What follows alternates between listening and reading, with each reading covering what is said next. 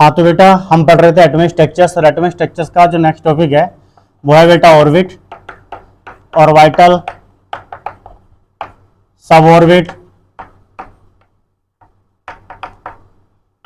And quantum numbers,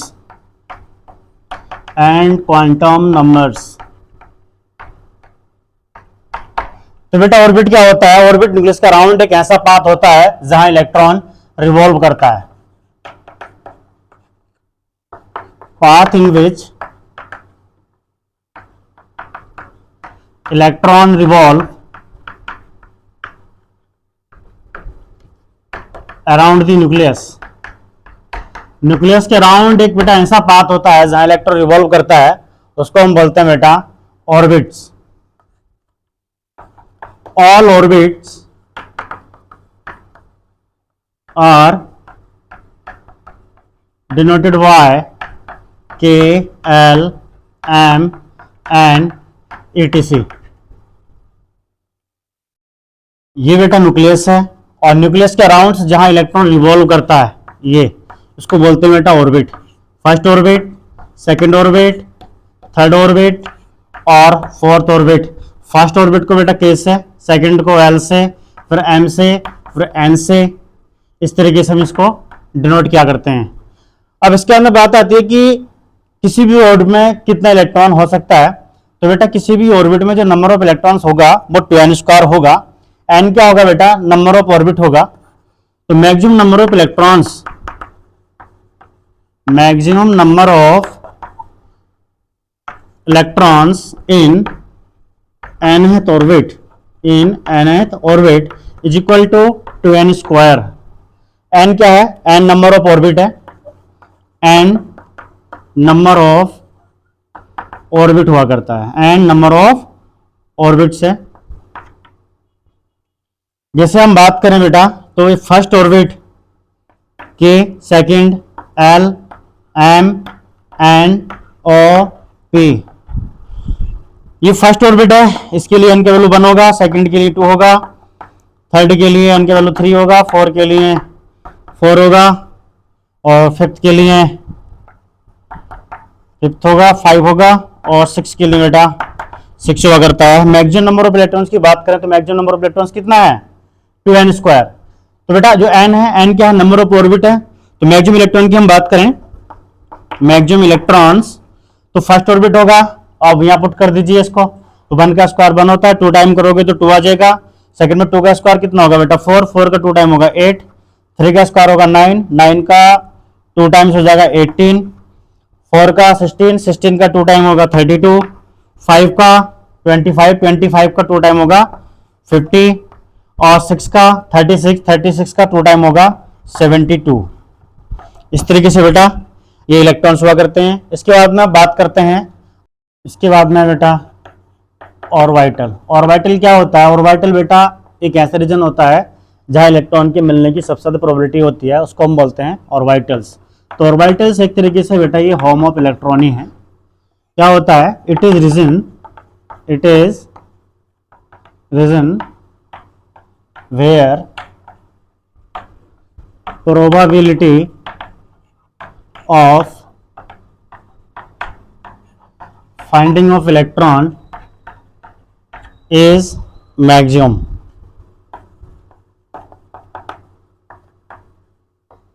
अब 90%, 90% से भी ज्यादा प्रोबेबिलिटी होती है। तो बेटा उस प्लेस को या उस रीजन को हम बोलते हैं ऑर्बिटल्स, यानी कि होम ऑफ इलेक्ट्रॉन्स है। ऑर्बिटल को बेटा कैसे समझ सकते हैं? जैसे होता है न्यूक्लियस, न्यूक्लियस का अराउंड होगी बेटा ऑर्बिट, और ऑर्बिट में होगा सबसेल, और सबसेल्स में होता है ऑर्बिटल्स, जहां इलेक्ट्रॉन के मिलने की सबसे ज्यादा पॉसिबिलिटी होती है। तो एक ऐसा रीजन होता है जहां इलेक्ट्रॉन्स के मिलने की सबसे ज्यादा पॉसिबिलिटी होती है बेटा, उसी को हम बोलते हैं होम ऑफ इलेक्ट्रॉन्स, यानी कि ऑर्बिटल्स। अब ऑर्बिटल्स में मैक्सिमम कितना इलेक्ट्रॉन हो सकता है? तो बेटा ऑर्बिटल्स में मैक्सिमम 2 इलेक्ट्रॉन हो सकता है, वो भी अपोजिट स्पिन में। तो maximum number of electrons, maximum number of electrons in any orbital is 2 with opposite spin. Opposite spin में मैक्सिमम कितने इलेक्ट्रॉन हो सकता है बेटा? एक ऑर्बिटल में 2। और ये किसके अकॉर्डिंग है? ये पाउली के अकॉर्डिंग है कि किसी भी ऑर्बिटल में मैक्सिमम इलेक्ट्रॉन जो होगा वो 2 ही हो सकता है, 2 से ज़्यादा नहीं हो सकता है। इसके बाद में हम बात करें types of orbitals. Types of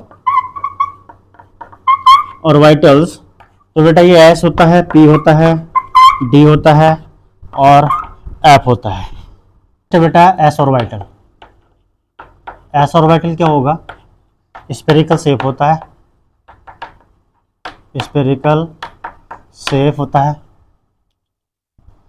जैसे हम बात करें कुछ इस तरीके से इसका शेप होगा, एक्स वाई जेड, ये 3D में होगा। और ये नॉन डायरेक्शनल होगा, इट इज नॉन डायरेक्शनल। ये नॉन डायरेक्शनल होता है। Non directional means electron density is same in all direction.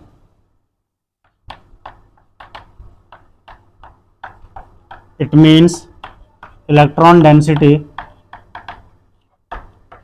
Is same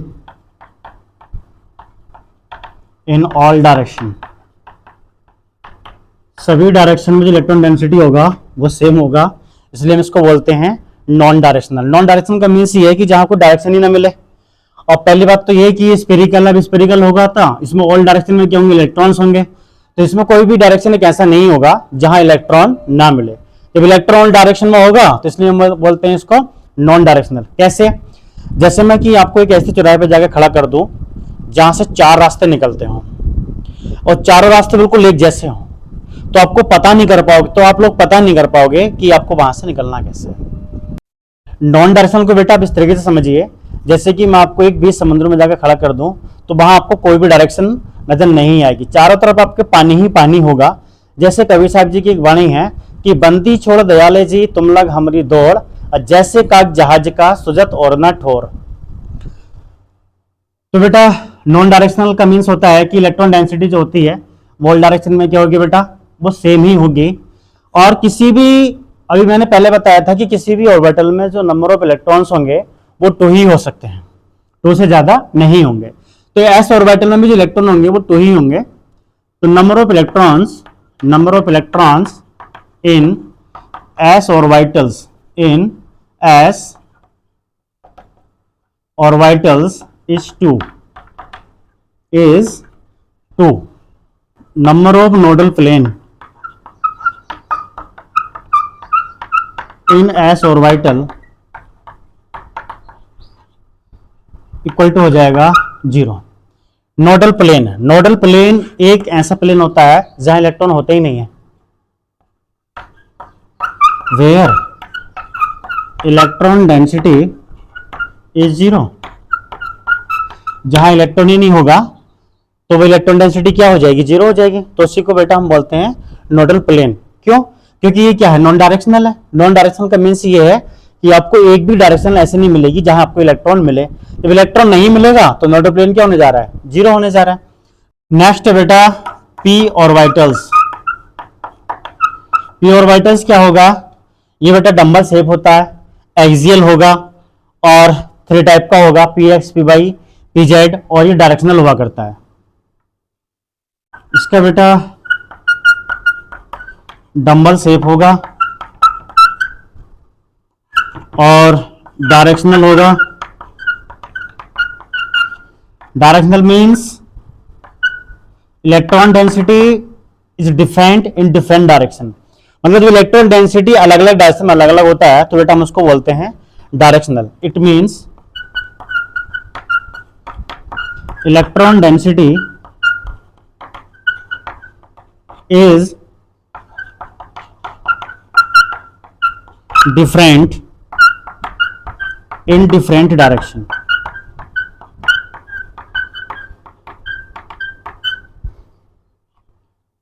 different direction में इलेक्ट्रॉन जब डिफरेंट होता है तो बेटा हम उसको बोलते हैं डायरेक्शनल। ये बेटा एक्सियल होगा, इट इज 3 टाइप, और 3 टाइप का होता है, p x, p y, p z. समझ रहे हैं ना? जो पी ऑर्बिटल्स होगा ये डम्बल शेप होगा, डायरेक्शनल होगा, directional means electron density different in different direction, axial होगा और 3 टाइप का होगा, p x, p y, p z. कहने का मीन्स ये है कि जब इलेक्ट्रॉन्स एक्स पे चल रहे होंगे, मूव कर रहे होंगे, तो उसको बोलते हैं पी एक्स, जब वाई पे जा रहे होंगे तो उसको बोलते हैं बेटा पी वाई, और जब जेड पे जा रहे होंगे तो उसको बोलते हैं पी जेड। तो बेटा ये जो पी ऑर्बिटल्स होता है इस टाइप का होता है, p x, p y, p z. इसको आप ऐसे समझिए जैसे कि ये एक्स और वाई, ये जेड है, x y z, x y z. जब इलेक्ट्रॉन एक्स में चल रहा होगा तो उसको बोलते हैं बेटा पी एक्स, और वाई में जा रहा होगा तो उसको बोलते हैं बेटा पी वाई, और जेड पर होगा तो उसको बोलते हैं बेटा पी जेड। एक काम की बात और है कि इसमें नोडल प्लेन कितने होंगे। तो बेटा पी में जो नोडल प्लेन होता है वो 1 होता है। नोडल प्लेन मीन्स ये होता है कि जहां इलेक्ट्रॉन होता ही नहीं है, तो बेटा इसके अंदर जो नोडल प्लेन होगा वो 1 होगा, और किसके अलग होगा, जहां इलेक्ट्रॉन नहीं पहुंच पा रहा होगा। तो बेटा ये पी एक्स है, देखो एक्स में तो इलेक्ट्रॉन गया, तो अपने पास 3 प्लेन होते हैं। कौन कौन से प्लेन होते हैं, जैसे कि एक्स वाई और जेड है। एक तो बेटा अपने पास होगा ये एक्स वाई प्लेन, सेकंड होगा ये वाई जेड प्लेन, और थर्ड होगा ये जेड एक्स प्लेन। तो यहाँ एक्स आ रहा है, एक्स आ रहा है तो कौन सी प्लेन में इलेक्ट्रॉन नहीं आएगा, जिसमें एक्स किस में नहीं आता, बाई जेड में नहीं आता। तो बेटा ये जो होगा ना नोडल प्लेन, ये किसके अलोंग होगा, ये अलोंग होगा पी बाई जेड के अलोंग। किसके अलोंग, बाई जेड के अलोंग होगा नोडल प्लेन, जहां इलेक्ट्रॉन होगा ही नहीं, इलेक्ट्रॉन वहां पहुंचेगा ही नहीं। तो ये जो नोडल प्लेन होगा तो बेटा ये होगा along the y z plane, तो ये बाई जेड प्लेन में होगा। और यहाँ ये इसमें भी नोडल प्लेन कितना होगा, 1 होगा। और इसमें क्या आ रहा है, वाई, तो वाई किस में नहीं आ रहा है, तो वाई बेटा जेड एक्स में नहीं आ रहा है, तो ये जो होगा जेड एक्स में होगा। और यहाँ भी नोडल प्लेन 1 होगा, पर ये किस डायरेक्शन में होगा, इसकी हम बात करें या किस प्लेन में होगा, तो ये है जेड, और जेड किस में नहीं आता, तो एक्स वाई में नहीं आता है। तो बेटा ये एक्स वाई प्लेन में इलेक्ट्रॉन यहाँ पहुंचेगा ही नहीं, ठीक है। नेक्स्ट है बेटा डी ऑर्बिटल्स। डी ऑर्बिटल क्या होगा, डबल डम्बल शेप होती है,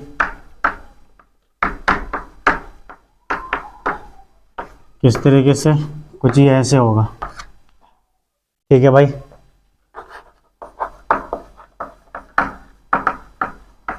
डायरेक्शनल होगा, फिफ्थ टाइप का होगा, d x y, d y z, d z x, d x square minus y square, और डी जेड स्क्वायर। ये जो होंगे बेटा तीनों, ये जो होंगे ना ये प्लेनर होंगे, ये होते हैं बेटा एक्सियल, ठीक है।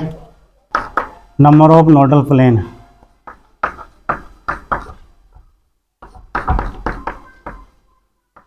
इक्वल टू हो जाएंगे बेटा 2 except d z square. Okay, d z square में कोई नोडल प्लेन नहीं होता है। और इनकी हम शेप की बात करें, X x dash, Y Y dash, Y Z, और Y dash Z dash, Z X Z dash X dash, ठीक है भाई। तो 3 प्लेन होंगे बेटा, कौन कौन से प्लेन हैं, एक तो होगा जैसे हम बात करें एक्स वाई जेड, तो बेटा ये हो गया एक्स वाई प्लेन, और ये आ जाएगा वाई जेड प्लेन, और ये होगा जेड एक्स प्लेन, ठीक है।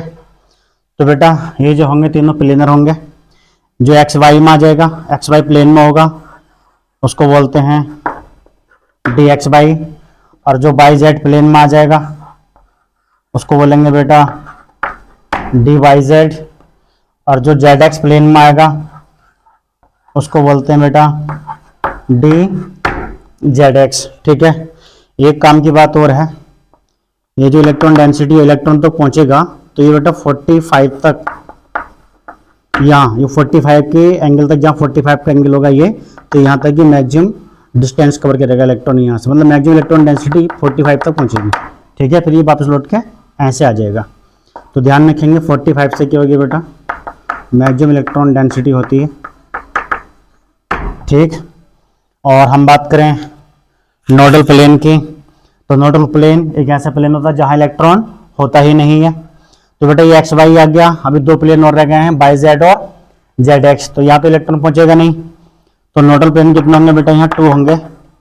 और किसके अलग होंगे? ये जो 2 नोडल प्लेन होंगे कौन कौन से होंगे? एक्स वाई है तो बाई जेड और जेड एक्स होगा। यहाँ इलेक्ट्रॉन नहीं पहुंचेगा। और यहाँ नोडल प्लेन की हम बात करें तो बेटा यहाँ भी 2 होंगे। कहाँ कहाँ इलेक्ट्रॉन नहीं जाएगा? तो ये एक्स वाई में नहीं जाएगा और जेड एक्स में नहीं जाएगा। और यहाँ हम बात करें जेड एक्स तो बेटा यहाँ भी नोडल प्लेन 2 होंगे। और इलेक्ट्रॉन कहाँ नहीं पहुंचेगा? एक तो बेटा एक्स वाई में नहीं पहुंचेगा और दूसरा वाई जेड में इलेक्ट्रॉन नहीं पहुंचेगा। तो ये बात समझ में आ गई कि जो मैक्सिमम इलेक्ट्रॉन डेंसिटी होगी कहाँ तक? 45 तक। और यहाँ भी बात करें कहाँ तक बेटा? 45। और यहाँ भी बात करें हम कहाँ तक? 45 तक। ठीक है ना? तो ये बात समझ में आ गई। नेक्स्ट बेटा d x square minus y square. तो ये क्या होगा? X x dash Y Y dash. तो बेटा ये प्लेन में न जाके अक्ष पे ही लेट जाएगा इस तरीके से। तो इसका नेम होता है डी। एक्स एक्स पे है तो एक्स स्क्वायर और वाई वाई पे है तो वाई स्क्वायर। नोडल प्लेन यहाँ भी 2 ही होंगे। ठीक है। इसके बाद में हम बात करें डी जेड स्क्वायर। इससे समझ में आ रहा है ये जेड जेड पे हो गया। कहाँ हो जाएगा? जेड जेड पे हो जाएगा। तो इसका जो शेप कुछ होगा कुछ इस तरीके से होगा। एक्स, इसको जेड ले लेते हैं, जेड डैश, और ये हो गया बाई। ठीक है, एक्स बाई और जेड। तो ये जो होता है कुछ इस तरीके से होगा।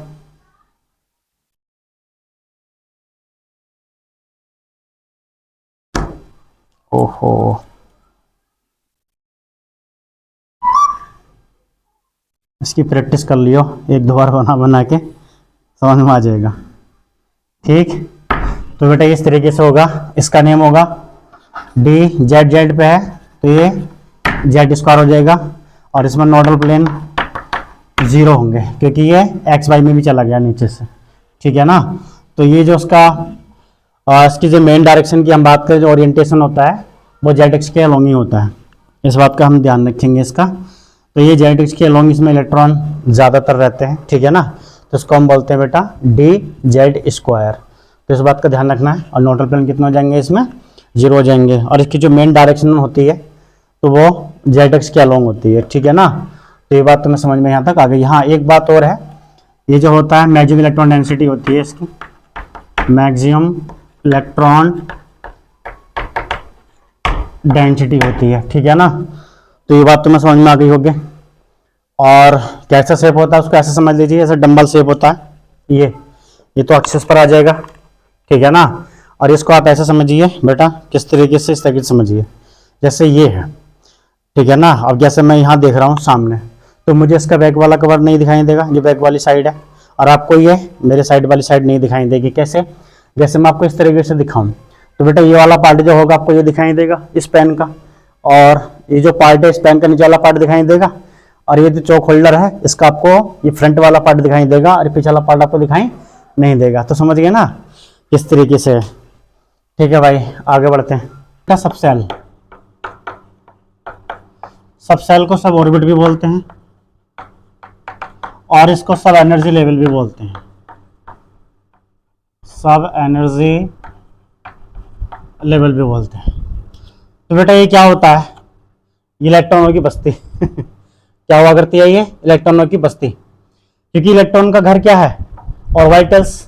तो घर कहाँ होगा? किसी विलेज या किसी बस्ती में ही होगा। तो जो ऑर्बिटल का जो कॉम्बिनेशन होता है उससे मिलकर बनता है बेटा ये सबसेल। तो सबसेल क्या है? सबसेल होता है बेटा कॉम्बिनेशन ऑफ ऑर्बिटल्स। तो एक तरीके से बेटा ये हो जाएगा village of electrons. Types of subshell, types of हम सबसेल्स की बात करें तो जितने टाइप का ऑर्बिटल्स होते हैं उतनी टाइप की सबसेल होती है। S, p, d, F. S subshell की हम बात करें तो बेटा एस सबसेल्स इसमें केवल एक s ऑर्बिटल ही होगा। It contains only one s orbital, इसमें केवल एक s ऑर्बिटल ही होगा। कुछ इस तरीके से होगा। एक ऑर्बिटल मैक्सिमम कितने इलेक्ट्रॉन होता है? 2। तो s सबसेल में कितने इलेक्ट्रॉन होंगे? 2 ही होंगे, वो भी अपोजिट स्पिन में। तो maximum number of electron in s subshell equal to हो जाएंगे 2। इसके बाद में हम बात करें बेटा p सबसेल की, तो ये होगा कॉम्बिनेशन ऑफ 3p ऑर्बिटल्स। ये बेटा 3p ऑर्बिटल का कॉम्बिनेशन होगा। कौन कौन से ऑर्बिटल्स होते हैं? 3 px p by pz, px p by pz, कुछ इस तरीके से होगा। p सबसेल्स, एक ऑर्बिटल मैक्सिमम कितने इलेक्ट्रॉन होगा? 2। तो 3 में कितना होगा? 6। तो maximum number of electrons in p subcells,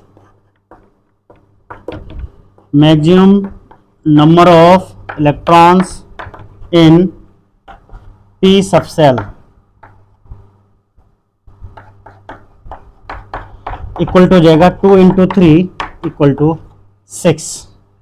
इससे मैक्सिमम नंबर ऑफ इलेक्ट्रॉन्स कितना होगा? 6 हुआ करता है। बेटा डी सबसेल्स, डी सबसेल्स क्या होता है? Combination of 5d orbitals. ये 5d ऑर्बिटल्स का कॉम्बिनेशन है बेटा। 1 2 3 4 5, तो 5 ऑर्बिटल कॉम्बिनेशन हुआ करता है डी सबसेल्स।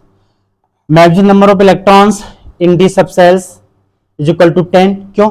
क्योंकि फिफ्थ टाइप का है और एक ऑर्बिटल में कितने इलेक्ट्रॉन होते हैं? मैक्सिमम 2, तो फिफ्थ में कितने होंगे? 10। तो maximum number of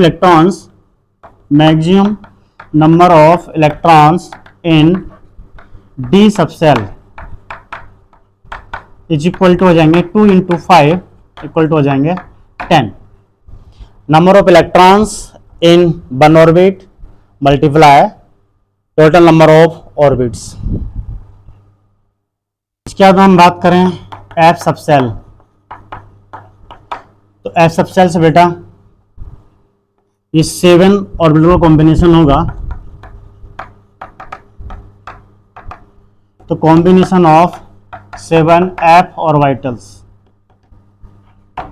maximum electron कितने होंगे? Maximum number of electrons equal to 14, ऐसे 14 होंगे। इसके बाद में बेटा कुछ पॉइंट ध्यान रखेंगे, बहुत ही इंपॉर्टेंट है, बिल्कुल शॉर्ट में हम बात करें तो number of electrons and number of orbitals in any subcells कितने होंगे। तो मैं यहां लिख रहा हूं टाइप्स ऑफ सबसेल। कितने टाइप की होगी बेटा? एस हो सकता है, पी हो सकता है, डी हो सकता है, एफ हो सकता है, जी हो सकता है, एच हो सकता है, आई हो सकता है। इस तरीके से ये टाइप्स ऑफ सबसेल्स होंगी। Number of orbitals in subshell कितने होने जा रहे हैं? तो बेटा ये ऑड नंबर में होंगे। एस में होगा 1 ऑर्बिटल्स, पी में होंगे 3 और डी में होंगे 5 और इसमें होंगे 7, फिर 9, 11, 13। इस तरीके से ये हुआ करते हैं। एक तरीके से एपी बन गई है जिसका कॉमन डिफरेंस है 2। समझ रहे हैं ना? हम बात करें number of electrons in subshell, तो बेटा एक ऑर्बिटल्स में 2 इलेक्ट्रॉन्स होते हैं। तो 1 में तो 2 ही रहेंगे, 3 में रहेंगे 6 और 5 में होंगे 10, फिर 14, 18, 22 और 26। ये भी एक एपी है जिसका फर्स्ट टर्म 2 है और कॉमन डिफरेंस इसका भी 4 है। तो इस तरीके से आप याद कर सकते हैं types of subshells s, p, d, f, g, h, i. और नंबर ऑफ ऑर्बिटल्स होंगे बेटा इसमें 1, 3, 5, 7, 9, 11, 13। और नंबर ऑफ इलेक्ट्रॉन्स जो होंगे, जितने नंबर ऑफ ऑर्बिटल्स होंगे सबसेल में उसका 2 टाइम होगा, क्योंकि एक ऑर्बिटल मैक्सिमम कितने इलेक्ट्रॉन रहते हैं 2।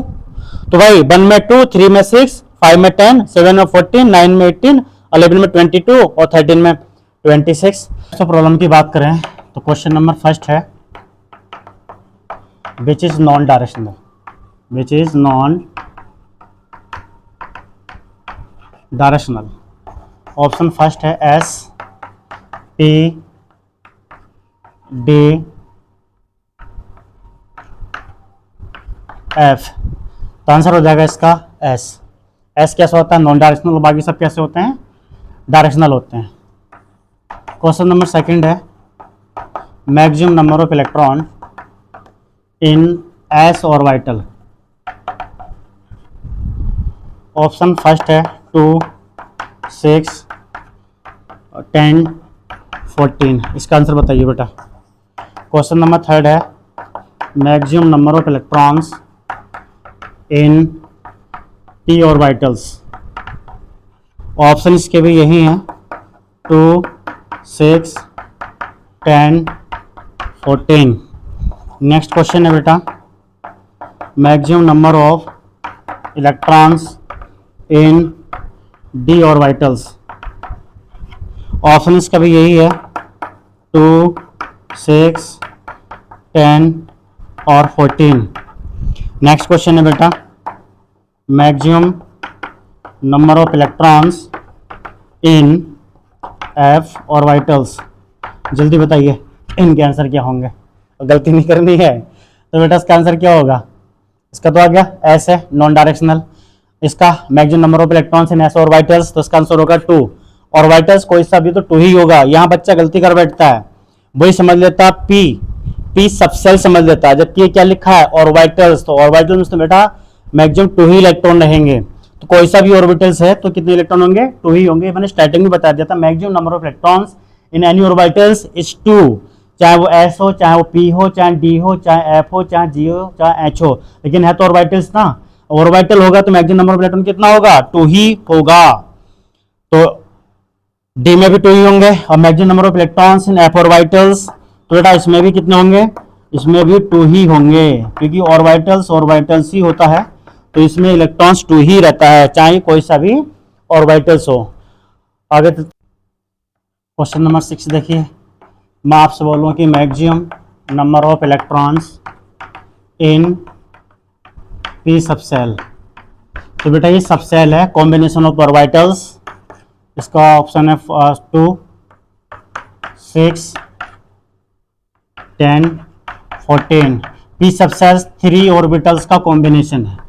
तो 1 ऑर्बिटल में कितना इलेक्ट्रॉन होता है 2, तो 3 में कितना रहेगा भाई, यहाँ 6 रहेगा। ये ऑर्बिटल्स नहीं है, सबसेल है। नेक्स्ट क्वेश्चन है बेटा maximum number of electrons in F सब ऑर्बिट। 2, 6, 10, 14। एफ ये 7, देखो लग भी 7 के जैसे ही रहा है। तो 7 ऑर्बिटल कॉम्बिनेशन है, तो एक 1 ऑर्बिटल में कितने 2 इलेक्ट्रॉन, 7 में कितना होगा बेटा 14 हो जाएंगे, क्योंकि ये सब ऑर्बिट है ना कि ये ऑर्बिटल है। तो इस बात का ध्यान रखेंगे, कोई सा भी ऑर्बिटल है तो उसमें 2 इलेक्ट्रॉन होगा, और सबसेल या सब ऑर्बिट है तो उसमें ये चेक करेंगे कितने ऑर्बिटल्स हैं। एक ऑर्बिटल में 2, तो फिर इतने ऑर्बिटल में इतने इलेक्ट्रॉन हो जाएंगे। ठीक है भाई, आगे बढ़ते हैं। इसके बाद में बेटा नेक्स्ट टॉपिक है क्वांटम नंबर्स।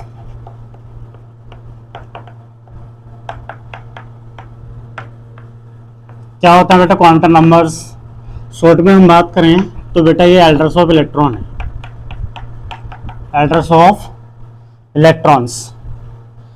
यानी कि ऐसे नंबर होते हैं जो इलेक्ट्रॉन की कंप्लीट इंफॉर्मेशन देते हैं, उनको हम बोलते हैं बेटा क्वांटम नंबर्स।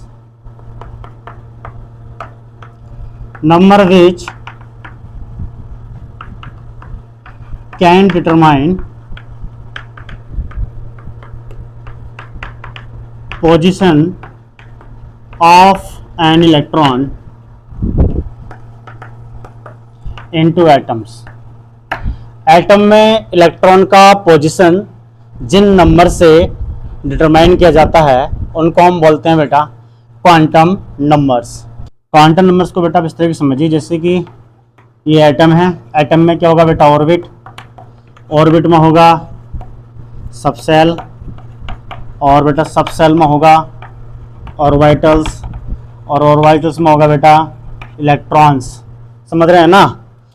तो ऑर्बिट को आप समझ लीजिए सिटी है, सिटी से आप कहाँ तक जाएंगे, विलेज तक जाएंगे, इसके बाद में आप घर तक जाएंगे, और घर में मिलेगा आपको वो पर्सन जहाँ तक आप पहुँचना चाहते हैं। तो पहले तो आपको सिटी का पता हो, उसके बाद में विलेज का पता हो, उसके बाद में फिर उसका घर का पता, और फिर आप उस व्यक्ति तक पहुँच जाएंगे जहाँ आप पहुँचना चाहते हैं। तो ठीक बेटा ऐसे ही क्या है, क्वांटम नंबर क्या होता है? क्वांटम नंबर भी एक तरीके से एड्रेस ऑफ इलेक्ट्रॉन ही है कि आप जिस इलेक्ट्रॉन तक पहुँचना चाहते हैं, मतलब इसका यह है कि वो किस ऑर्बिट का है, फिर ऑर्बिट तक पहुंच गया, फिर किस सबसेल्स में रहता है, सबसेल्स में पहुंच गए, सबसेल्स के अंदर भी होती है ऑर्बिटल्स, तो फिर वो किस ऑर्बिटल में है। ठीक है ना? तो बेटा ये तो मेन हुआ, फिर जब आप सिटी तक ही नहीं पहुंचोगे ठीक से तो फिर आगे तो गलत ही जाओगे। तो जो ऑर्बिट को रिप्रेजेंट करता है उसको बोलते हैं बेटा हम प्रिंसिपल क्वांटम नंबर n, और जो सबसेल्स को रिप्रेजेंट करता है उसको हम बोलते हैं एजीमुथल क्वांटम नंबर l, और जो ऑर्बिटल्स को रिप्रेजेंट करता है उसको बोलते हैं बेटा मैग्नेटिक क्वांटम नंबर m। ठीक है? तो ये थ्री जो होती हैं n, l और m, ये एक तरीके से मेन क्वांटम नंबर हैं। क्वांटम नंबर की हम बात करें तो कौन कौन सी होती है बेटा? n, l, m और s। और हम तीन की बात करें n, l, m found y solving Schrodinger wave equation,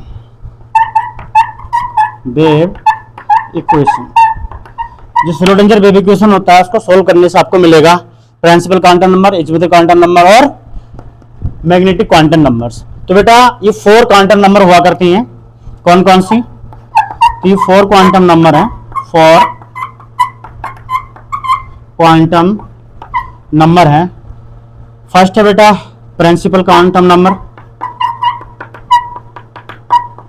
principal quantum number. Second है बेटा azimuthal quantum number,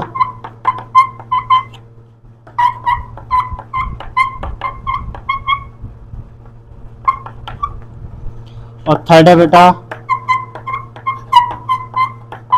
magnetic quantum number, और 4 हुआ करता है spin quantum number, spin quantum number. अरे समझ रहे हैं भाई सब? सभी के समझ में आ रहा है ना? तो क्वांटम नंबर क्या होता है? क्वांटम नंबर एक तरीके से बेटा एड्रेस ऑफ इलेक्ट्रॉन है, number which can determine position by electron into atoms. ठीक है? एटम में इलेक्ट्रॉन का पोजीशन जिन नंबर की हेल्प से डिटरमाइन किया जाता है उसको हम बोलते हैं क्वांटम नंबर्स। ठीक है ना? तो कुछ क्वांटम नंबर ऐसे हैं जो आपको ऑर्बिट की बारे में जानकारी देंगे, कुछ सबसेल्स की, कुछ सबसेल्स पर ऑर्बिटल्स की, फिर ऑर्बिटल्स में भी इलेक्ट्रॉन उल्टा है सीधा है कुछ, इसकी इंफॉर्मेशन दिया करते हैं। ठीक है ना? तो ये 4 क्वांटम नंबर्स होते हैं, इन तीन का ध्यान रखेंगे। n, l और m ये कहाँ से सोल्व होता है? श्रोडिंगर वेव इक्वेशन से सोल्व किया जाता है, तब वहां से ये फाउंड होता है। अभी मैं आगे चलकर बताऊंगा वेव क्वांटम मॉडल में। ठीक है? आगे बढ़ते हैं। देखो बेटा principal quantum number, principal quantum number क्या होता है बेटा? प्रिंसिपल क्वांटम नंबर्स, जो नंबर्स बेटा इलेक्ट्रॉन्स की ऑर्बिट, एनर्जी लेवल और सेल्स की इंफॉर्मेशन देंगे उसको हम बोलते हैं बेटा प्रिंसिपल क्वांटम नंबर्स। या मैं इसको ये बोल सकता हूं कि प्रिंसिपल क्वांटम नंबर, यानी कि n का जहां जहां यूज होता है उन सभी को ये रिप्रेजेंट्स करता है। तो सबसे पहले तो बेटा ये इसको किससे हम डिनोट करते हैं? इसको बेटा हम स्मॉल n से डिनोट करते हैं। It is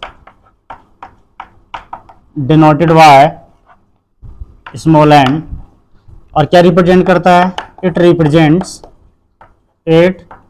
represents number of orbit, number of shell या फिर energy level.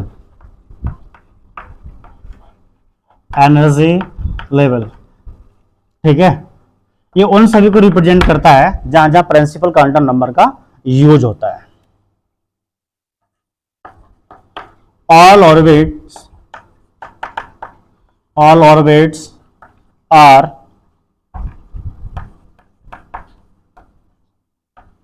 represent by K, L, M, N, O, इस तरीके से रिप्रेजेंट किए जाते हैं। जैसे ये है न्यूक्लियस, न्यूक्लियस के जस्ट बगल वाला जो ऑर्बिट होगा बेटा उसको बोलते हैं फर्स्ट ऑर्बिट, n = 1 और ये k होता है। सेकंड ऑर्बिट की हम बात करें तो बेटा सेकंड ऑर्बिट को हम l से डिनोट करते हैं। थर्ड ऑर्बिट की बेटा हम बात करें तो इसको हम m से डिनोट करते हैं। और फोर ऑर्बिट की हम बात करें तो बेटा इसको हम n से डिनोट करते हैं। और फिफ्थ ऑर्बिट की बात करें तो बेटा इसको हम O से डिनोट करते हैं। ये ठीक इस तरीके से चला जाएगा इनफाइनाइट तक। ठीक है भाई, आगे बढ़े। देखो इसके बाद में बेटा कुछ की पॉइंट हैं जिन्हें आपको याद रखना है। पॉइंट नंबर 1 ये है, number of subshell in nth orbit is equal to n। Number of orbit के ही इक्वल हो जाएगा। Number of subshells in nth orbit equal to number of orbit. कहने का मतलब ये है कि फर्स्ट ऑर्बिट में 1 सबसेल होगा और सेकंड ऑर्बिट में 2 सबसेल्स होंगे s और p, और 3 में 3 सबसेल्स होंगे s, p और d, और फोर्थ ऑर्बिट में 4 सबसेल होंगे s, p, d, f। समझ रहे हैं ना? कैसे? ऐसे समझ लीजिए, जैसे बेटा ये फर्स्ट ऑर्बिट है तो फर्स्ट ऑर्बिट में केवल s ही होगा, 1s। सेकंड ऑर्बिट है तो बेटा इसमें 2s होगा और 2p होगा। और थर्ड ऑर्बिट है तो बेटा इसमें 3s भी होगा, 3p भी होगा और 3d भी होगा। और ये फोर्थ ऑर्बिट है तो बेटा इसमें 4s भी होगा, 4p भी होगा और 4d भी होगा और 4f भी होगा। कहने का मतलब यह है कि जो s स्टार्ट होगा ये फर्स्ट ऑर्बिट से स्टार्ट होगा, और जो p है, p बेटा सेकंड ऑर्बिट से स्टार्ट होगा, और जो d है ये थर्ड ऑर्बिट से स्टार्ट होगा, और जो f है ये फोर्थ ऑर्बिट से स्टार्ट होगा। Number of orbitals in nth orbit is equal to n²। जो ऑर्बिट नंबर होगा उसके परफेक्ट स्क्वायर के इक्वल होता है क्या? Number of orbitals. इसको भी बताते हैं ये किस तरीके से होगा। थर्ड पॉइंट है बेटा, number of electrons in nth orbit. ये होगा बेटा जितने नंबर ऑफ ऑर्बिटल्स होंगे उसका 2 टाइम हो जाएगा। क्यों? क्योंकि एक ऑर्बिटल में 2 इलेक्ट्रॉन रहते हैं। अब मान लीजिए 10 ऑर्बिटल्स हैं तो इलेक्ट्रॉन कितने होंगे? 20 होंगे। ऑर्बिटल्स हैं 3 तो इलेक्ट्रॉन कितने होंगे? 6 हो जाएंगे। ठीक है ना? तो बेटा फिर ये कितना आ जाएगा? नंबर ऑफ ऑर्बिटल्स का 2 टाइम हो जाएगा, यानी कि 2n² हो जाएगा। ठीक है, इसको बेटा आप इस तरीके से भी समझ सकते हैं। यह है बेटा number of orbits, number of orbits, ठीक है, और number of subshells in nth orbit. ये बेटा n ही होता है, n के इक्वल ही होता है। इसके बाद में बेटा number of orbitals in nth orbit, ये होता है बेटा n²। और maximum number of electrons, maximum number of electrons in nth orbit, ये होता है बेटा 2n²। ठीक है, समझ रहे हैं ना? तो बेटा जो फर्स्ट ऑर्बिट होता है ना,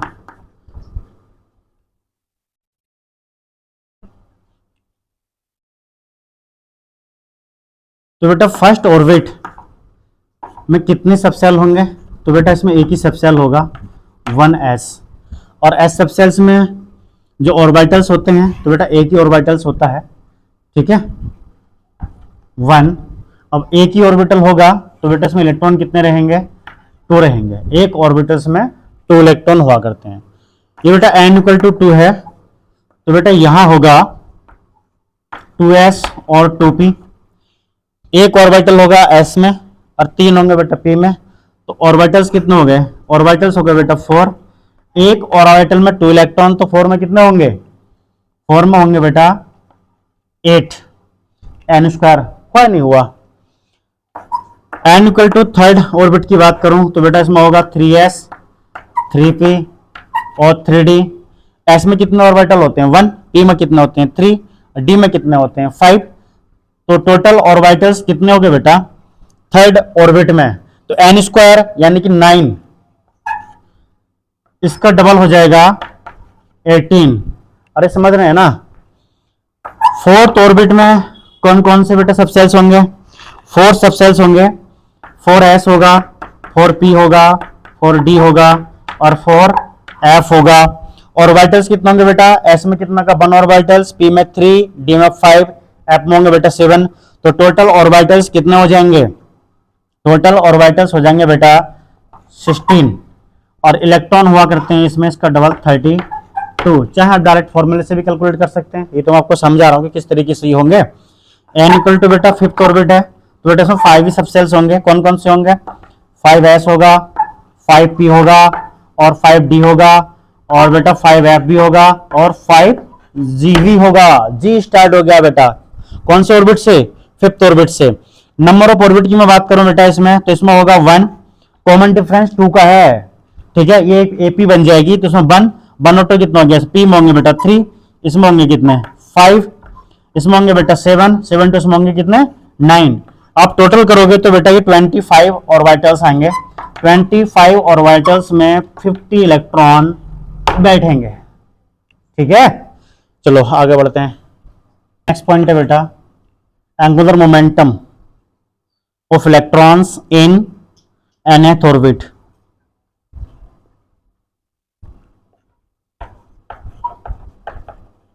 angular momentum of electron in nth orbit, ये होता है बेटा ln equal to n h upon 2 pi. ये बोहर पोस्टुलेट है, ठीक है। और ये इसका ड्रॉबैक भी है बोहर का, भाई use h upon 2 pi could not explain, okay. n is principal quantum number, principal quantum number बोले तो number of orbits, number of orbit, ठीक है। h है बेटा प्लैंक कांस्टेंट, प्लैंक कांस्टेंट जिसका वैल्यू होता है 6.6 10⁻⁻34 जूल सेकेंड। पाई को तो आप जानते ही हैं। Angular momentum of an electron in first orbit, L1 equal to हो जाएगा बेटा 1h अपॉन 2 पाई। और सेकेंड ऑर्बिट की बात करें तो L हो जाएगा बेटा 2 इंटू एच अपॉन 2 पाई, तो ये आ जाएगा h अपॉन पाई। थर्ड की बात करें बेटा तो L3 हो जाएगा 3h अपॉन 2 पाई, ठीक। ऐसी फोर्थ ऑर्बिट में ये हो जाएगा 4h अपॉन 2 पाई। इसको तो आप सोल्व करना जानते हैं। नेक्स्ट है बेटा azimuthal quantum number, azimuthal quantum number.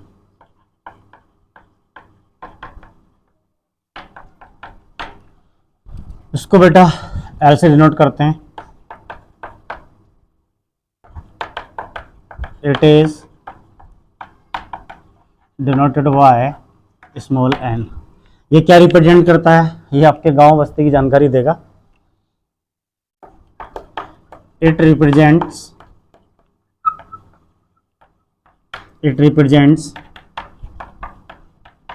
Types of subshell. इसको बेटा सब ऑर्बिट भी बोलते हैं, सब एनर्जी लेवल भी बोलते हैं, सब एनर्जी लेवल मतलब सब लगा दिया। ऐसे ऑर्बिट तो सब ऑर्बिट, सब सेल, एनर्जी लेवल तो सब एनर्जी लेवल, ठीक है। देखो बेटा types of subshell, types of subshell.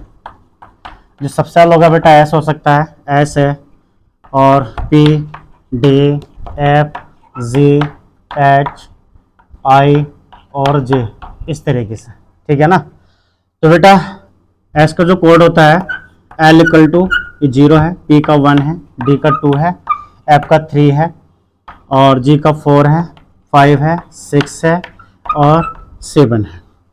L का वैल्यू 0 है तो समझिए ये एस की बात कर रहा है, और एल का वैल्यू बेटा 1 है तो समझिए पी की बात कर रहा है, एल का वैल्यू 2 है तो ये डी है, और एल का वैल्यू 3 है तो ये एफ है, और एल का वैल्यू बेटा 4 है तो समझ जाइए ये जी की बात कर रहा है, ठीक है। ये सब क्लियर हो गया। कोड मान लीजिए इसको, ये कोड हो गया इसका, एल 0 है तो मतलब ये एस है, और एल 1 है तो ये पी है, ठीक है ना। आगे बढ़ते, देखो बेटा, all possible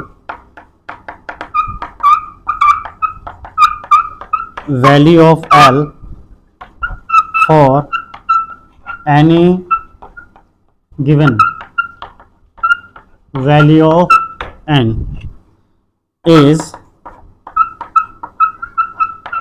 equal to 0 to n minus 1। तो बेटा एल इक्वल टू होगा 0 होगा, 1 होगा, 2 होगा, 3 होगा, 4 होगा, dot dot dot dot n minus 1 तक होगा। और एक बात ध्यान रखना, जो कोई भी पॉसिबल वैल्यू हो एल का, ये ऑलवेज लेस देन रहेगा एन से, इससे ज़्यादा नहीं हो सकता है, ठीक है।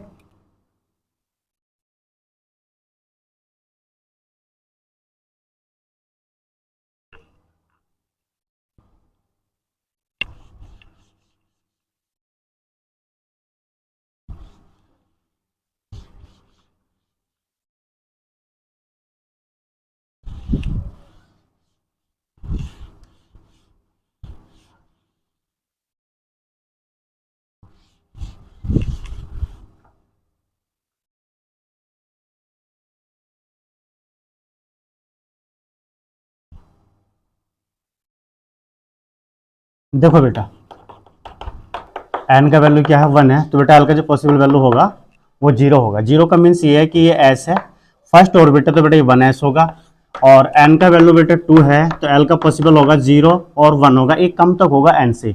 ये एस है और ये क्या बेटा पी है, सेकेंड ऑर्बिट है तो ये 2s और 2p होगा, और एन इक्वल टू बेटा वैल्यू 3 है तो एल का पॉसिबल वैल्यू होगा 0, 1, 2। 0 का मीन्स ये है कि बेटा ये एस, पी और ये डी होगा। 0 का मीन्स ये है कि ये एस है, और 1 का मीन्स बेटा ये है कि ये पी है, 2 का मीन्स ये है कि ये डी है। थर्ड ऑर्बिट है तो ये 3s, 3p और 3d। एन का वैल्यू बेटा 4 है तो एल हो जाएगा 0, 1, 2, 3, एस, पी, डी, एफ, ये 4s होगा, 4p होगा, 4d होगा, और बेटा ये 4f होगा। और एन का वैल्यू देखो बेटा, एन इक्वल टू 5 है तो बेटा एल का पॉसिबल वैल्यू होगा 0, 1, 2, 3, 4। ये एस होगा, पी होगा, डी होगा, एफ होगा, जी होगा, तो बेटा ये 5s होगा, 5p होगा, 5d होगा, 5f होगा और 5g होगा। तो इस तरीके से बेटा हम एल का जो पॉसिबल वैल्यू कैलकुलेट कर लेंगे। अब एन का वैल्यू क्या बेटा 8 है तो एल का वैल्यू भी 8 ही होगा नंबर में, तो 0 होगा, 1 होगा, 2 होगा, 3 होगा, 4 होगा, 5 होगा, 6 होगा और 7 होगा, ठीक है भाई। और ऑर्बिट की हम बात करें, टाइप्स ऑफ ऑर्बिट की, तो बेटा ये एस है, पी है, D, f, g, h, i और जे। और कौन सी ऑर्बिट है 8, तो यहाँ पे ये सब 8 ऑर्बिट के होंगे। देखिए बेटा key point, point number 1, number of subshell, number of subshell in number of subshells बोले तो possible value of l, possible value of l in nth orbit, in nth orbit is equal to n, ठीक है। Number of subshells की possible value of l उतना ही होगा कितना, जो ऑर्बिट का नंबर होगा, जितना ऑर्बिट का नंबर होगा उसके इक्वली हो जाया करता है। सेकंड पॉइंट बेटा ये है, any value, any possible value, any possible value of L is less than value of n, यानी कि जो L का वैल्यू होगा वो लेस देन होगा n से। कैसे? ये देखो n के वैल्यू 1 है तो L का वैल्यू क्या है? 0 ही है। n 2 है तो बेटा L 0 और 1 होगा। n 3 है तो 0 1 2 होगा। मतलब L का जो कोई भी पॉसिबल वैल्यू है वो n से ज़्यादा नहीं है, n से क्या है वो लेस ही होगा। n 8 है तो L का जो मैक्सिमम पॉसिबल वैल्यू है 7, तो वो भी क्या है इससे लेस ही होगा। ठीक है, तो इन बातों का हमें ध्यान रखना है। नेक्स्ट है बेटा ऑर्बिटल एंगुलर मोमेंटम।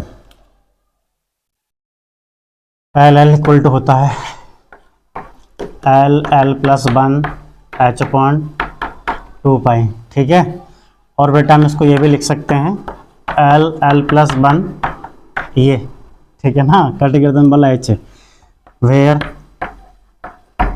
इसका जो वैल्यू होगा बेटा एच अपॉन 2 पाई होगा। और जो एच है सभी जानते हैं बेटा ये प्लैंक कांस्टेंट है। ठीक, और जो एच का वैल्यू होता है वो 6.6 10⁻³ जूल सेकेंड होता है। ठीक है भाई, देखो जैसे हम बात करें एन एस बोले तो बेटा 1s हो सकता है, 2s हो सकता है, 3s हो सकता है, 4s हो सकता है और 5s हो सकता है। इस तरीके से s, तो s के लिए बेटा जो l होता है, l होता है बेटा इसके लिए l होता है 0। तो बेटा ऑर्बिटल एंगुलर मोमेंटम L ये हो जाएगा 0 और 0 + 1 एच अपॉन 2 पाई। भाई यहाँ 0 रखा तो सबको हीरो बना देगा, मतलब 0 कर देगा ये। ठीक है ना, इसके लिए बात करें बेटा हम, इसके बाद में एनपी की बात करें तो बेटा ये सेकंड नंबर से स्टार्ट होता है तो 2p हो सकता है, 3p हो सकता है और ये 4p हो सकता है, 5p हो सकता है और ये 6p हो सकता है। ठीक है, तो भाई इसके लिए जो L का वैल्यू होगा वो 1 होगा। कितना होगा? 1 होगा। तो यहाँ एंगुलर मोमेंटम जो होगा ये होगा बेटा L प्लस 1 और h अपॉन 2 पाई। अरे समझ रहे हैं भाई, तो ये हो जाएगा L का वैल्यू 1 पुट करोगे तो 1 और 1 प्लस 1 h अपॉन 2 पाई, तो बेटा ये आ जाएगा √2 h अपॉन 2 पाई। जब आप इसको सोल्व करेंगे तो ये उसको उड़ा देगा 1 अपॉन √2 टाइम, तो h अपॉन √2 और ये y पाई आ जाएगा। ये बात सभी की समझ में आ गई होगी। ठीक है ना, बेटा बात करें एन डी होता है 3 से स्टार्ट, तो 3D हो सकता है, 4D हो सकता है या 5D हो सकता है या फिर 6D हो सकता है, इस तरीके से। तो बेटा डी के लिए जो एल की वैल्यू होती है वो 2 होती है। कैसे याद रखना है? भूल गए हो तो ये ध्यान रख लियो भाई, भूल बहुत जल्दी लगती है। SPD एल का जो वैल्यू स्टार्ट होगा 0 1 2 3 4 इस तरीके से। ठीक है, 0 से स्टार्ट होता है। SPD का सीरियल नंबर तो याद होगा ही। तो बेटा एन हो जाएगा 2। एंगुलर मोमेंटम की ये बात करें तो ये आ जाएगा L प्लस 1 और h अपॉन 2 पाई। L के वैल्यू यहाँ 2 पुट करेंगे तो ये आ जाएगा 2 प्लस 1 और h अपॉन 2 पाई। ठीक है, तो यहाँ क्या बन जाएगा? ये बन जाएगा बेटा 2 × 3 और h अपॉन 2 पाई। आप इसको सोल्व करना चाहें तो बेटा 2 × 3 है, मैं इसको स्क्वायर बना के मतलब 4 अंदर भी लिख सकता हूँ इस तरीके से। अरे समझ रहे हैं ना? ऐसे नहीं समझ रहे हैं तो ऐसे समझ लें। कैसे? ये देखो, हाँ, इससे मैं इसको हटा सकता हूँ √2 टाइम, तो ये √3/2 मैं इसको ऐसे भी लिख सकता हूँ। ठीक है ना, इसके बाद में बेटा हम बात करें NF, तो बेटा ये 4F हो सकता है, 5F हो सकता है। ठीक है, तो यहाँ L का वैल्यू जो होगा ये बेटा 3 होगा। तो ऑर्बिटल एंगुलर मोमेंटम की मैं बात करूं तो बेटा ये आ जाएगा L प्लस 1 h अपॉन 2 पाई। आप यहाँ L का वैल्यू फेंक दीजिए, कितना? 3 वैल्यू पुट कर दीजिए तो 3 और यह आ जाएगा बेटा h/2 ठीक। और ये आ जाएगा बेटा √3 और ये बन जाएगा 4 h/2 4 का स्क्वायर रूट 2 बाहर निकलेगा, इसको बढ़ा देगा, ठीक है। तो ये आ जाएगा बेटा √3 और h/5, ठीक है भाई। तो ये बात सभी के समझ में आ गई होगी, ठीक है ना। आगे बढ़ते हैं। बेटा magnetic quantum number, magnetic quantum number m, इसे बेटा m से डिनोट करते हैं। It is denoted by small m। क्या रिप्रेजेंट करता है? Orientation of orbital in space. It represents orientation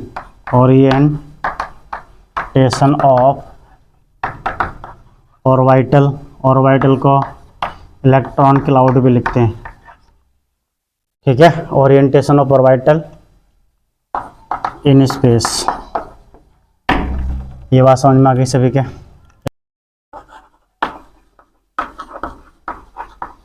magnetic quantum number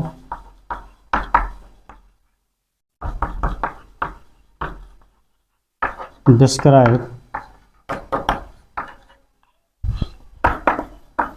these different distribution of electron cloud और orbitals. जो मैग्नेटिक क्वांटम नंबर होता है वो डिफरेंट ऑर्बिटल्स में इलेक्ट्रॉन का जो डिस्ट्रीब्यूशन होता है वो डिफरेंट ही होता है। मतलब डिफरेंट टाइप ऑर्बिटल्स में इलेक्ट्रॉन का जो डिस्ट्रीब्यूशन होता है वो डिफरेंट ही होता है। इसको भी रिप्रेजेंट करता है क्योंकि s ऑर्बिटल का शेप अलग होता है, p का अलग होता है और d का अलग होता है और f का अलग होता है, ठीक है ना। All possible value of m for any given value of L is equal to -L2 plus L including 0, ठीक है। मतलब L का कोई वैल्यू है तो उसके लिए जो M का वैल्यू होगा वो -L से +L तक होगा इंक्लूडिंग 0। ये बात समझ गए होंगे। L = 0 है तो M भी 0 ही होगा। क्यों? क्योंकि जो L = 0 है तो बेटा ये S ही तो है, ठीक है ना। S के लिए ही होता है तो S में एक ही ऑर्बिटल होता है। इसके बाद में हम बात करें L = बेटा 1 है तो ये P हो गया, ये P सबसेल हो गई है। कौन सी सबसेल है बेटा? ये P सबसेल होती है। तो बेटा जो M का वैल्यू होगा वो -1, 0 और +1 होगा, ठीक है ना। और एक बात ये ध्यान रखेंगे, जैसे हम बात करें बेटा तो ये P है 1, 2, 3, तो ये PX और ये बेटा PZ और ये PY है। तो जो M का वैल्यू होगा इसके लिए हम बात करें -1, 0, +1। तो बेटा ये जो होंगे ना दोनों इंटरचेंज हो सकते हैं। कौन कौन? ये x और y को मैं इंटरचेंज कर सकता हूँ, यहाँ y भी लिख सकता हूँ, मैं यहाँ x भी लिख सकता हूँ, बस z ये फिक्स रहेगा, ठीक है ना। तो बेटा m का जो वैल्यू होगा ना, और यहाँ मैं +1 भी ले सकता हूँ, 0 भी ले सकता हूँ और -1 भी ले सकता हूँ। इस बात का ध्यान रखेंगे, है ना। और z के लिए क्या हो जाएगी वैल्यू इसकी? 0 हो जाएगी। तो ध्यान रखेंगे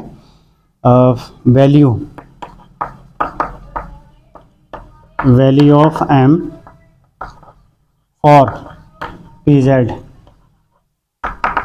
ऑर्बिटल, ठीक है। तो बेटा ये 0 हो गए, इस बात का ध्यान रखना। PZ के लिए 0 होगी। इसको मैं इंटरचेंज करके लिख सकता हूँ। कैसे? देखो ऐसे भी लिख सकता हूँ मैं इसको, जैसे बेटा PZ तो यही रहेगा, इसको मैं PY और इसको मैं PX भी लिख सकता हूँ, ठीक है ना। बात समझ में आ गई। आगे बढ़ते हैं। L = 2 है, इसका मतलब ये D सबसेल है। क्या बेटा? ये D सबसेल है। तो M का जो वैल्यू होगा -2 होगा, -1 होगा, 0 होगा, +1 होगा और +2 होगा। ये काम की बात है। ये है बेटा D 1 2 3 और 4 और 5।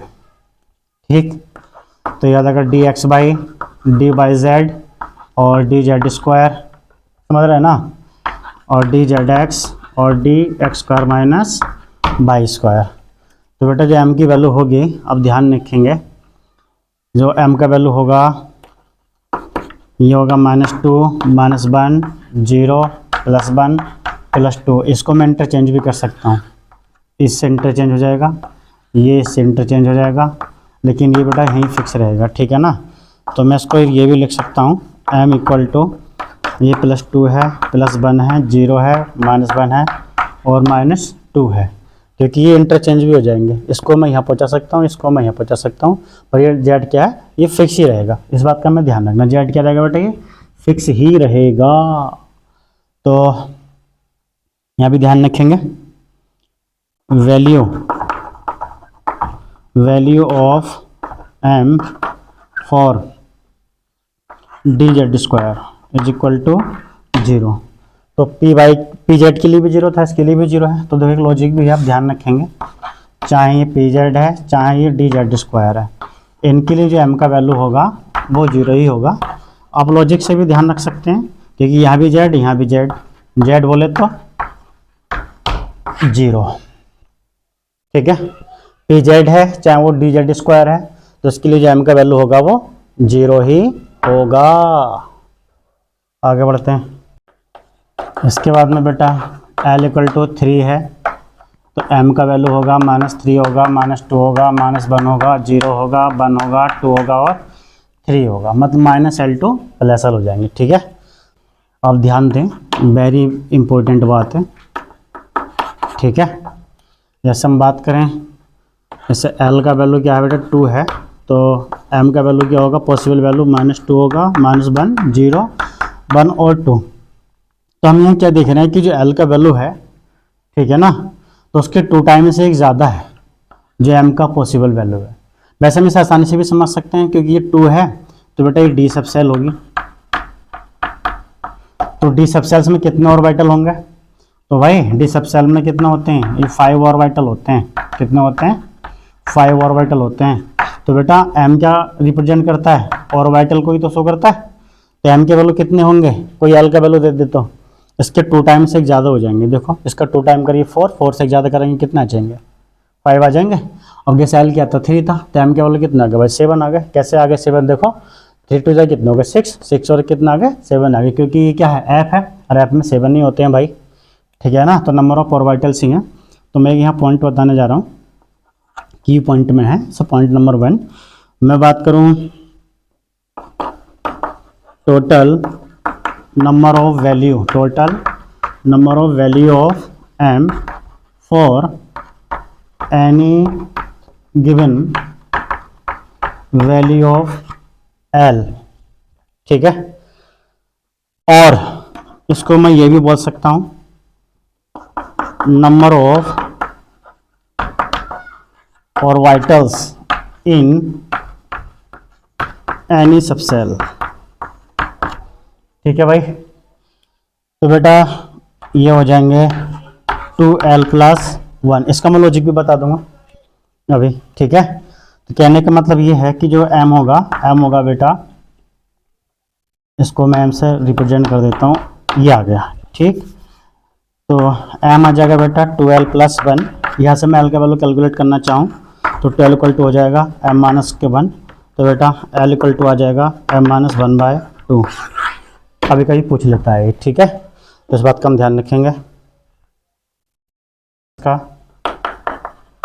Number of electrons in any subshell, तो ये आ जाएंगे बेटा 2 times number of orbitals in subshell.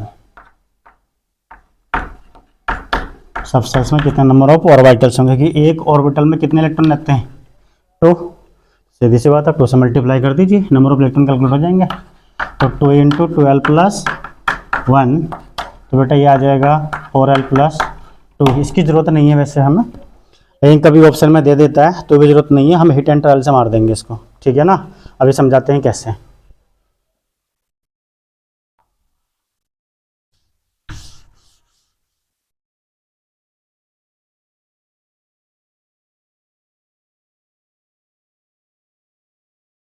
देखिए आपको क्वेश्चन दे दे, आपसे बोले नंबर ऑफ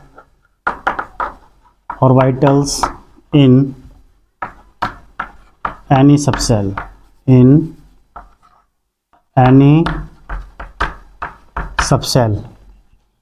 ऑप्शन दे दे भाई 12 प्लस 12 माइनस 1, वे दे दिया 12 प्लस 2, सी हो गया 4l प्लस 1, और भाई डी हो गया 12 प्लस 1, ठीक है ना। नंबर ऑफ ऑर्बिटल्स पूछे हैं तो इसको मैं याद करने की जरूरत नहीं है। हम क्या करेंगे, हमारे पास क्या होते हैं, एस होता है, पी होता है, डी होता है, एफ होता है। तो एस को तो सिलेक्ट करना मत, ठीक है, नहीं करना। क्यों नहीं करना, क्योंकि इसके लिए एल 0 होता है तो उससे कोई निष्कर्ष नहीं मिलेगा। तो आप पी डी एफ में से कोई भी सिलेक्ट कर सकते हैं। जैसा कि मैंने इसको पी को ले लिया, तो पी का तो मुझे आंसर पता है। इसका एल क्या होता है बेटा, 1 होता है। और ऑर्बिटल कितने होते हैं, इसमें होते हैं 3 ऑर्बिटल। तो मैं क्या करूँगा, इस एल का वैल्यू 1 फेंकूँगा सभी में, और जिससे 3 आंसर आ गया वही ऑप्शन हो जाएगा। तो इसको चेक करें, ये आ जाएगा 2 × 1 माइनस 1 = 2 माइनस 1 = 1 आ गया। इसका मतलब ये नहीं है। इसकी बात करें बेटा तो 2 × 1 + 2, तो ये आ जाएगा बेटा 4, ये भी नहीं है। इसकी बात करो तो 4 × 1 + 1, तो ये आ जाएगा 5, ये भी नहीं है।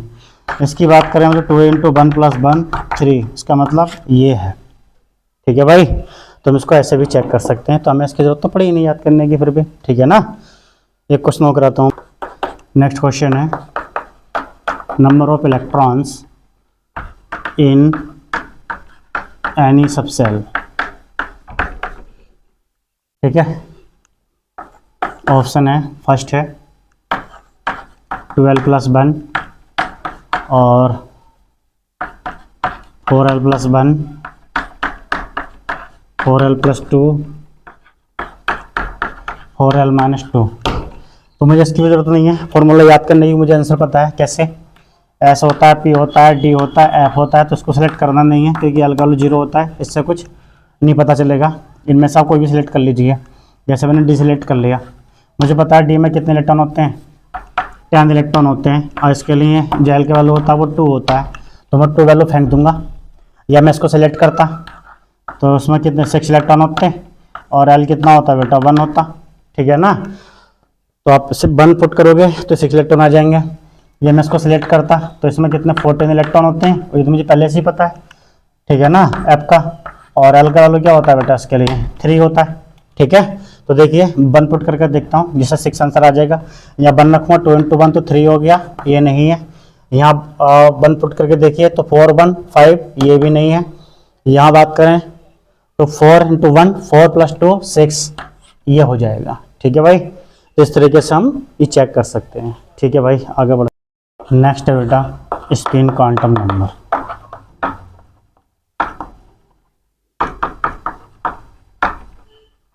ठीक है। इसको ऐसे डिनोट करते हैं, it is denoted by S, क्या रिप्रेजेंट करता है, इलेक्ट्रॉन के स्पिन और रोटेशन को रिप्रेजेंट करता है। इट रिप्रेजेंट्स स्पिन और रोटेशन, स्पिन और रोटेशन ऑफ इलेक्ट्रॉन। ये इलेक्ट्रॉन के स्पिन और रोटेशन को रिप्रेजेंट करता है बेटा। कैसे, देखिए इलेक्ट्रॉन्स ऑफ है, ठीक है। तो बेटा इसके लिए वैल्यू होगा +12, और डाउन है तो इसके लिए होगा -12, ठीक। या फिर ये -12 है तो फिर ये +12 होगा। ये ध्यान रखना, बच्चा गलती कर देता है यहाँ, ठीक है। नेगेटिव पॉजिटिव का कोई मतलब नहीं है, हमें डायरेक्शन शो कर रहा है क्लॉकवाइज या एंटी क्लॉकवाइज। ये क्लॉकवाइज पॉजिटिव है तो एंटी क्लॉकवाइज नेगेटिव होगा, और क्लॉकवाइज क्या नेगेटिव है तो फिर एंटी क्लॉकवाइज कैसा हो जाएगा, पॉजिटिव होगा। इस बात का आप ध्यान रखना। देखो हम बात करें क्लॉकवाइज डायरेक्शन, क्लॉकवाइज डायरेक्शन है तो बेटा ये प्लस हाफ भी हो सकता है, तो मैं ऐसे लिख देता हूँ ये प्लस माइनस हाफ होगा, ठीक। और anti clockwise, anti clockwise direction है, ये प्लस था तो ये माइनस होगा, और ये माइनस है तो ये प्लस होगा। इस तरीके से मैं ले सकता हूँ, तो इस बात का ध्यान रखा जाए, यहाँ गलती नहीं करनी है भाई। ये प्लस है तो ये माइनस, और ये माइनस है तो ये प्लस है, ठीक है ना। कहने का मतलब ये है कि ये आप s प्लस हाफ ले रहे हैं तो फिर इसको मुझे लेना पड़ेगा माइनस हाफ, ठीक। और मैं इसको ले रहा हूँ प्लस माइनस हाफ तो फिर मुझे लेना पड़ेगा ये प्लस हाफ, क्योंकि इलेक्ट्रॉन अपोजिट ही होता है। कैसे, जैसे ये समझिए इलेक्ट्रॉन ऐसे होगा या फिर ऐसे होगा, ठीक। और इलेक्ट्रॉन सेम डायरेक्शन में नहीं होगा, या तो आप इसको ये प्लस ये माइनस या फिर प्लस, ठीक। आप इतना समझ सकते हैं कैसे, जैसे मैं इसको प्लस हाफ ले लूँ तो इसको माइनस हाफ, और मैं इसको माइनस हाफ ले लूँ तो फिर आप इसको प्लस हाफ ले लीजिए, बात एक ही है, ठीक है ना। बस सेम डायरेक्शन में नहीं होगा, अपोजिट ही होता है, ठीक है भाई। तो ये बात सभी के समझ में आ गई। स्पिन एंगुलर मोमेंटम ये हुआ करता है एस प्लस 1 और h अपॉन 2 पाई। यहाँ जो s का वैल्यू होगा ऑलवेज प्लस हाफ ही होगा, ठीक है। ये बिल्कुल फिक्स है, तो उसका एक परमानेंट आंसर भी आ जाएगा यदि उसने पूछा तो। भाई ये हो जाएगा s, आप यहाँ लगाएंगे प्लस हाफ तो ये आ जाएगा प्लस हाफ प्लस 1, ठीक है ना।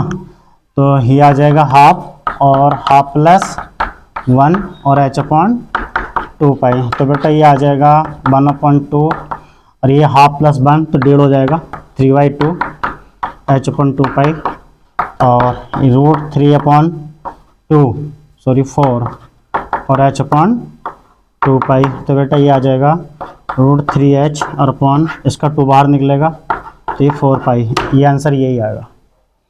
उसने कभी भी पूछा तो इसका आंसर चेंज नहीं होगा। स्पिन एंगुलर मोमेंटम पूछा तो इसका आंसर फिर वो यही होगा, ठीक है ना। तो एस का वैल्यू ऑलवेज प्लस हाफ ही होगा। ये बात समझ में आ गई, ठीक है भाई। Types of problem, types of problems, ठीक है भाई। क्वेश्चन नंबर 1 है, right all quantum number for last electron of chlorine atom. Chlorine atom के लास्ट इलेक्ट्रॉन के लिए आपको चारों क्वांटम नंबर का वैल्यू फाइंड करना है। तो बेटा जो क्लोरीन होता है ये हाइड्रोजन फैमिली का है, 7A का। फिर कल बाहर आई आंटी तेजी से, ठीक। इसका जो जनरल इलेक्ट्रॉन कॉन्फ़िगरेशन होता है NH2NP5, ये 7, ठीक है ना। ये सेकंड पीरियड का है तो इसका होगा बेटा 2s2 2p5, और इसकी हम बात करें तो 3s2 3p5, और इसका आ जाएगा बेटा एक नंबर बढ़ जाएगा 4s2 4p5, और ये आ जाएगा बेटा 5s2 5p5 और 6s2 6p5। हमसे पूछा है क्लोरीन एटम, ठीक। तो बेटा Cl का जो कॉन्फ़िगरेशन होगा लास्ट 3s2 3p5, तो बेटा लास्ट इलेक्ट्रॉन जो है ना वो p में एंटर कर रहा है, वो p में एंटर कर रहा है। ये देखिए 1 2 3 4 5, यहाँ गया 5 नंबर का इलेक्ट्रॉन, ठीक है। तो बेटा इसके लिए हम बात करें तो जो n है, n होगा बेटा यहाँ 3 और l होगा 1, और बेटा जो m होगा -1 0 +1, तो ये -1 0 और +1 है, ठीक है ना, समझ रहे हैं भाई। तो बताइए फॉर लास्ट इलेक्ट्रॉन n हो जाएगा बेटा 3, l हो जाएगा 1 क्योंकि थर्ड ऑर्बिट का है, l1 p सब सेल का है, और m हो जाएगा बेटा 0, m 0, और s आप प्लस हाफ भी ले सकते हैं और माइनस हाफ भी ले सकते हैं, ऐसा कोई रूल नहीं है, ठीक है भाई। तो ये बात समझ में आगे बढ़ते हैं। नेक्स्ट क्वेश्चन है बेटा, right all quantum number for last electron of rubidium atom, ठीक है। और भी बेटा फर्स्ट ग्रुप का होता है, ठीक है ना, ये फर्स्टों का होता है, ऐसे लीना की रब से फरियाद, तो उसका जनरल इलेक्ट्रॉन कॉन्फ़िगरेशन होता है NS1, तो ये है बेटा 2s1 3s1 4s1 5s1 6s1 7s1। तो इसके लिए बात करूं तो बेटा n क्या होगा 5, l होगा 0, m होगा 0 और s होगा प्लस माइनस हाफ, प्लस या माइनस हाफ। अच्छा इसके लिए हम बात करें, n होगा बेटा 4, l होगा 0, m होगा 0 और s हो जाएगा प्लस हाफ। किसी के लिए भी आप कैलकुलेट कर लीजिए, ठीक है ना। तो इसका आंसर ये आ जाएगा अकॉर्डिंग टू क्वेश्चन, ठीक। ये बात समझ में आ गई होगी, किसी को दिक्कत हो तो बताएं। Which of the following set of quantum number is not possible,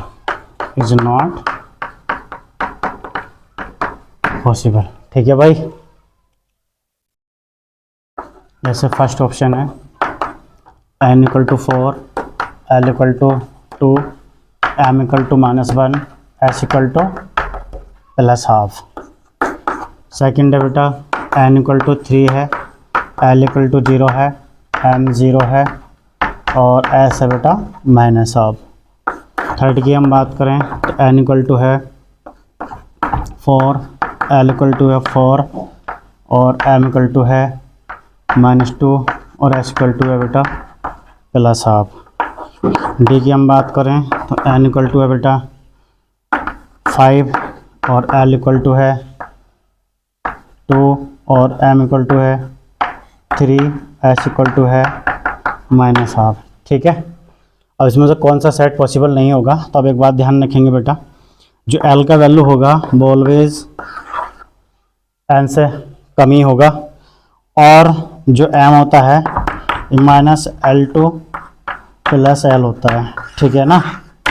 ये बात समझ में आ गई। तो देखो n 4 है तो l का वैल्यू 2 हो सकता है, कैसे, l होगा 0 होगा 1 होगा 2 होगा और 3 होगा, 2 आ गया ना, ठीक है।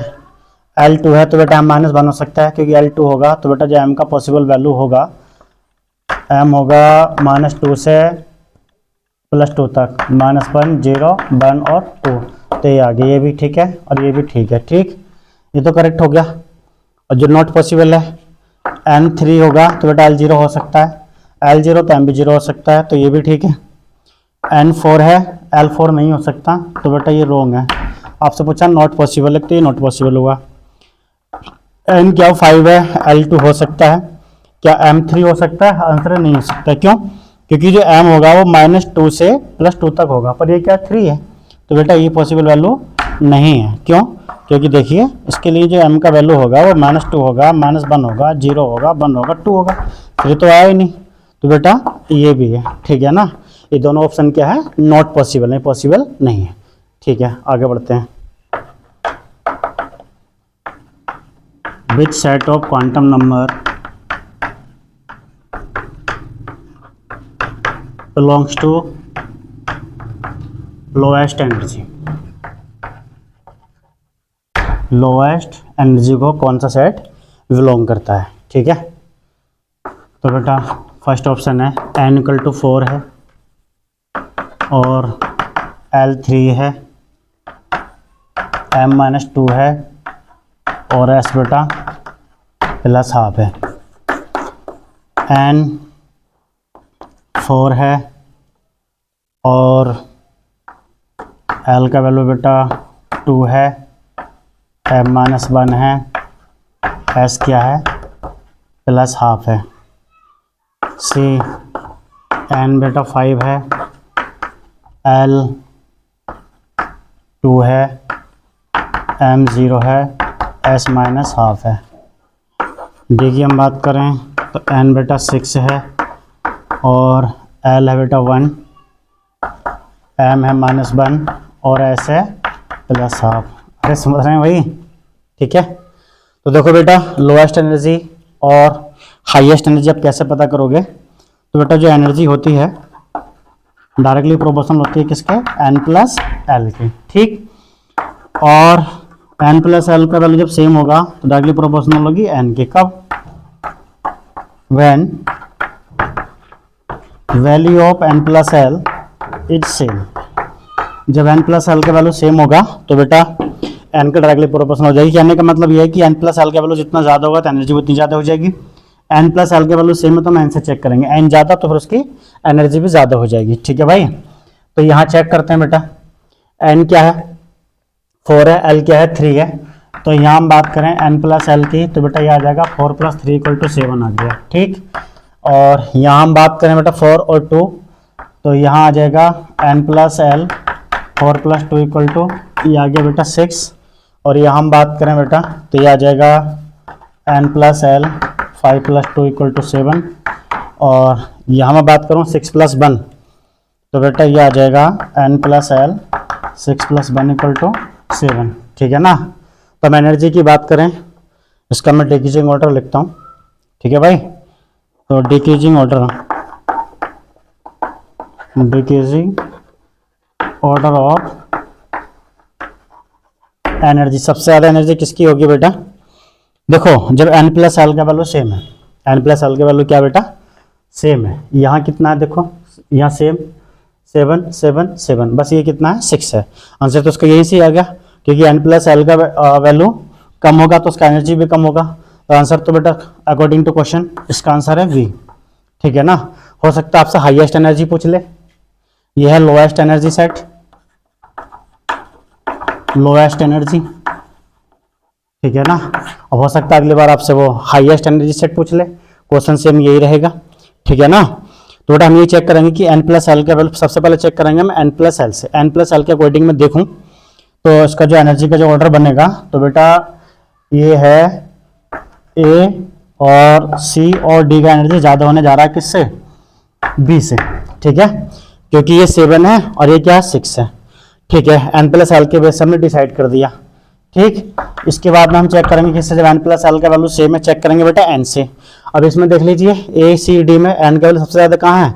तो बेटा यहाँ है सबसे ज़्यादा वैल्यू 6, तो सबसे ज़्यादा होगा यहाँ D, और D के बाद में होगा फिर ये 5 और C, और फिर होगा ये A, और फिर होगा बेटा ये B।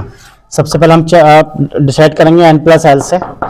n प्लस एल का वैल्यू जिनके लिए सेम होगा उनको एक साथ बैठा दो, जिसके लिए कम होगा उसको पीछे कर दो। ठीक, उसके हम डिसाइड करेंगे हम n से, फिर n का वैल्यू जिसके लिए ज़्यादा होगा उसको आप आगे कर दो, जिसका कम होगा उसको पीछे करते चले जाइए। ठीक है भाई, तो हाईएस्ट एनर्जी सेट हो गया ये, हाईएस्ट एनर्जी सेट। अब समझ में आ गया होगा। ठीक है भाई, ये सब बात क्लियर है? ठीक है ना। ठीक है भाई, आगे बढ़ते हैं।